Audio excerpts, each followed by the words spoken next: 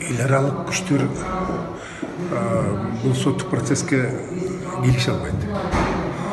Бирок Текебаев бул саясий маселе экенин барып тең эле көрүндү. Бүгүнкү күнү бир 90% тегерегинде элдер элибиз бар тең эле айкын жогушпасаң бул куугунтук экен деген ой пикирлерди айтып атат. Мамлекет кайсы убакта, мамлекеттин башчылары кайсы убакта мамлекетти колуна кармай алат. Бир гана калыстык болгондо. Мына ушул көңүл айтабыз да, оппонент болобу, душманың болобу, эгер дагы калыстык мамиле кылсаң, анда мамлекеттин келечеги бар. Текебаевга карата калыстык болбой калды. Аны баары тең көрүнүп турат. Каяктагы башка бир мамлекеттин жараны арыз жазганда, ошо арыз жазганын негизинде, бир кишинин айткан негизинде парламенттеги депутатты каматып, аны соттотуп атканын бул жакшылыкка алып келбейт.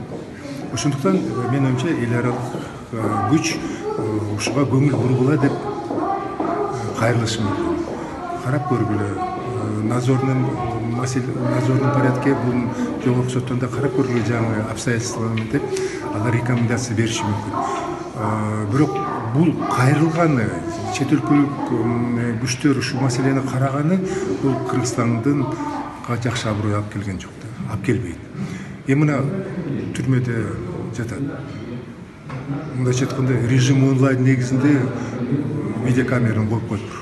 Адамдын индивидуальный өзүнүн жеке турмушу бар да. Эмне себептен анын уруксатсыз мындай коюп күнү түнү 24 сааттын тегерегинде баскан туруна чейин карап атат. Эмне үчүн? Бүгүн закон боюнча мени сүрөткө тартып атканы, менин уруксатсыз мени сүрөткө тартканга эч кимдин колу жок. Бул жерден жанагындай алып келет, түрмөгө камаган аскергесиз. Мына ушундай маселелердики четтеги күчтөр туура эмес деп баа берип коюшу мүмкүн дагы. Мүмкүн бийликтегилер тизгинин тартып калышы мүмкүн.